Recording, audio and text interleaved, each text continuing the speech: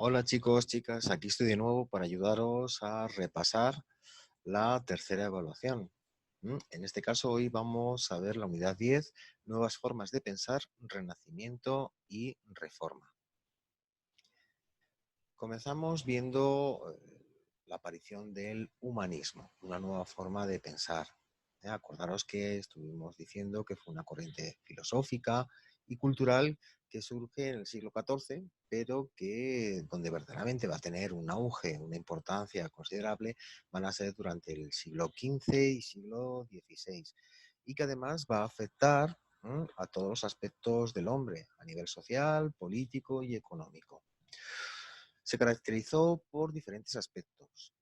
Frente a la idea durante la Edad Media de que todo giraba en torno a Dios, ahora con el Renacimiento y con el humanismo, todo va a girar en torno al hombre, es decir, el antropocentrismo. Van a dar una singular importancia a la razón y a la experiencia. El hombre, a través de la razón, va a lanzar teorías, va a poder experimentar, van a recuperar la antigüedad clásica, los valores de los grandes pensadores de Grecia y de Roma. Y además van a difundir o van a proponer el uso de las lenguas vernáculas, frente al latín, que era lo que se utilizaba hasta ese momento. Ahora ellos van a proponer que se utilicen las lenguas propias de cada país. Entre los representantes más importantes dentro del humanismo, yo os dije elegir dos o tres de los diferentes nombres. Bueno, pues os recuerdo quiénes eran. Erasmo de Rotterdam, Tomás Moro, Antonio de Nebrija y Luis Vives. ¿Cómo se difundió el humanismo? Se difundió a través de cuatro vías fundamentales. Por un lado, la relación con los humanistas a través de las cartas, el correo que se establecía entre ellos y los viajes que periódicamente realizaban. Por otro lado, las academias, que eran centros culturales que servían como intercambio de conocimientos. En tercer lugar, las universidades, que eran centros donde se difundía el conocimiento de la antigüedad clásica. En muchos de estos centros había grandes ejemplares de filósofos y pensadores de la antigüedad clásica de Grecia y de Roma. Y en último lugar, la aparición de la imprenta de Gutenberg, allá a mediados del siglo XV, en 1440.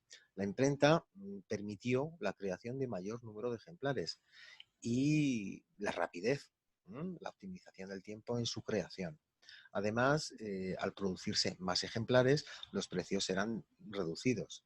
Esto ayudó considerablemente a la difusión del humanismo. Bien. Continuamos con el Renacimiento. Vimos una definición de lo que era el Renacimiento, un movimiento artístico, inicialmente italiano, basado en la búsqueda de la belleza, centrada en el individuo y en la naturaleza, y que recuperaba las reglas del arte clásico. Aquí este esquema es un poquito más complejo de lo que nosotros vimos en clase, pero simplemente que nos sirva para las siguientes ideas. Que el Renacimiento se dividió en dos etapas. Por un lado el 480, que corresponde al siglo XV, y el 580, que corresponde al siglo XVI. Que el 480 estuvo liderado por ciudades importantes como Florencia, mientras que en el 580 el centro más importante, más significativo, fue el de Roma. ¿De acuerdo? Vamos a quedarnos con eso. La parte inferior de este esquema es interesante. Nosotros comentamos algo de ellos, pero no lo vimos de forma tan complicada. De manera que lo que he dicho hasta aquí, el resto del esquema, si queréis echarle un vistazo, fenomenal. Y si no, no pasa nada. A continuación nos centramos en la identificación de algunas de las principales realizaciones artísticas de la época. En el 480, en la parte arquitectónica, en la arquitectura, nos centramos en algunos autores, como es el caso de Brunelleschi o Alberti. Aquí, en la primera columna, tenemos dos imágenes que corresponden a la iglesia de San Andrés de Mantua, realizada por Alberti. La de arriba es la parte exterior y la de abajo es la parte interior. En escultura destacamos algunos artistas como Ghiberti o Donatello. Bueno, atendiendo a las imágenes que aparecían en el libro, nos centramos en Ghiberti.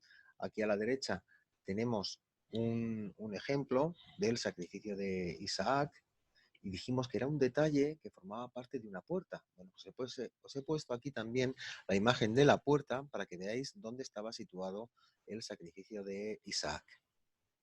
Por último, en pintura también destacamos algunos artistas como Masaccio, Mantegna o Botticelli. Y el ejemplo que nosotros desarrollamos fue la Primavera de Botticelli, que la tenéis aquí. En el Quinquecento seguimos el mismo esquema. Primero arquitectura, después escultura y después pintura. En arquitectura nombramos varios artistas. Bramante, Miguel Ángel o Palladio. Pusimos el ejemplo del templete de San Pietro in Montorio, que es una obra de Bramante. En la parte inferior, en escultura, el ejemplo que pusimos fue el David de Miguel Ángel. Y en pintura, bueno, pues había varios artistas. El Quinquecento en pintura fue, digamos, lo máximo a lo que se puede exponer desde el punto de vista pictórico, con grandes artistas como pues, Leonardo da Vinci, Miguel Ángel, Rafael o Tiziano. Bien, aquí lo que os he puesto han sido dos ejemplos, uno de la Capilla Sixtina de Miguel Ángel y otro de la Última Cena de Leonardo da Vinci. En España, el Renacimiento, no hicimos la distinción de 400 500, únicamente dijimos que bueno, pues el Renacimiento en España, según las disciplinas, podríamos clasificarlo de la siguiente forma. En arquitectura, tres estilos arquitectónicos, el plateresco, el clasicista y el herreriano. Dijimos por qué se caracterizaba cada uno de ellos y pusimos un ejemplo. En el caso del plateresco, la Universidad de Salamanca; en el caso del clasicista, el Palacio de Carlos V; y en el caso del estilo herreriano, el monasterio de San Lorenzo del Escorial. En la escultura predominaron los temas religiosos, la muestra de sentimientos, y pusimos el ejemplo del sacrificio de Isaac de Berruguete. Y en pintura destacamos la figura del Greco, con esas figuras alargadas, tonalidades azules, la muestra de sentimientos, la espiritualidad, y como ejemplo el entierro del conde de Orgaz. Bueno, yo también os he añadido aquí el caballero de la mano en el pecho, que también es del mismo artista. Fuera de España destacamos el ejemplo de los Países Bajos, con Bruegel el Viejo, y en Alemania Durero, con su obra más característica, Adán y Eva.